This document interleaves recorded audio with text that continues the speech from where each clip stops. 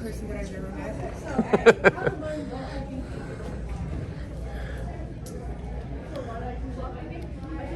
So,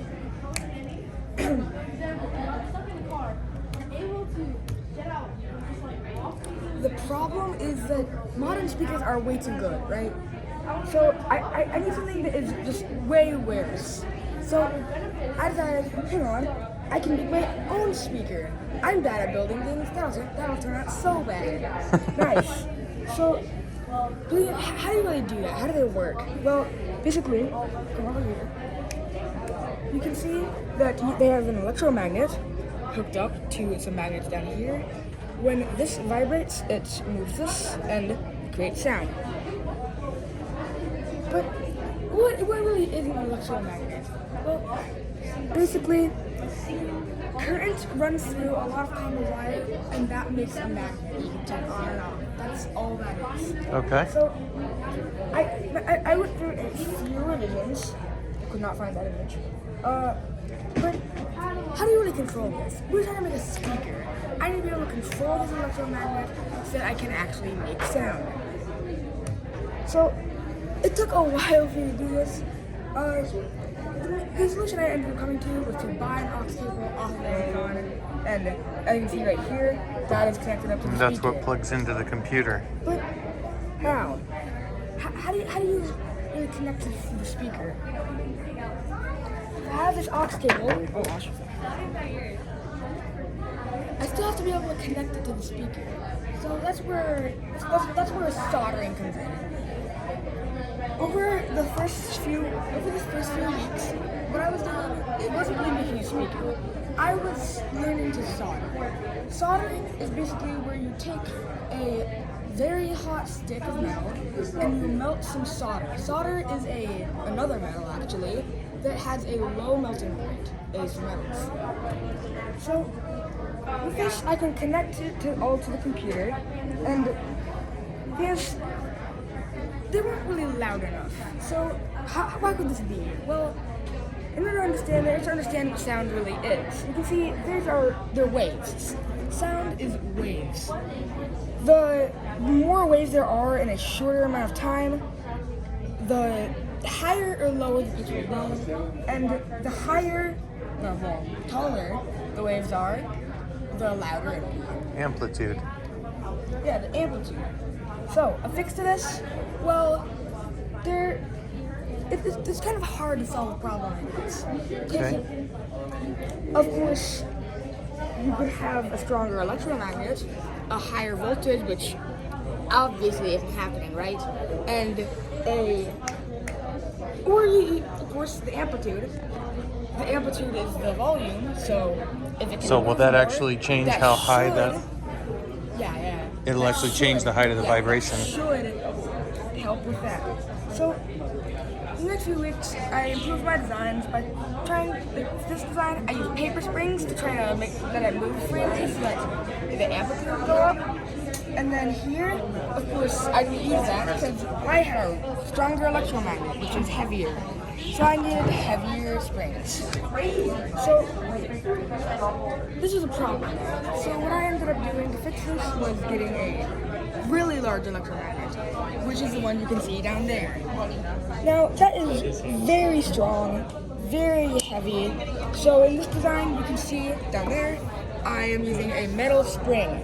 Okay. So yeah, that's that. So at this point, I felt like there was no improvement I could make. But what I hadn't considered was, remember what I said earlier, that I could not be able to increase the voltage? Well, that was actually a lie, because I forgot about amplifiers. When I first thought of amplifiers, back then, I would assume that I had to buy one. But I did not consider the possibility of making my own because, well, I was already making a speaker. But in order to build that, it's very complicated. So you want to understand this. This is basically, it's a lever that allows passage of electricity, but it's powered by electricity. Okay. I'm not going to explain all of it because it's already going too long, but basically, I use these transistors to build an amplifier. You can see over here how Where's the amplifier? right here. The current goes through here, powers the lever. Then the stronger current goes through, and then it just does the same thing again. So basically, really strong. So you can see over here. This is the, I think, the finished circuit. And then, well, what could I do better? So there are a few things, namely audio quality. With this amplifier, I have sacrificed some audio quality for being loud. And to fix this, there are a number of things I could do. Like for example, if you look at this, you might be able to tell that's not my speaker. That is a standard speaker. As you can see, I don't have a spider. Right.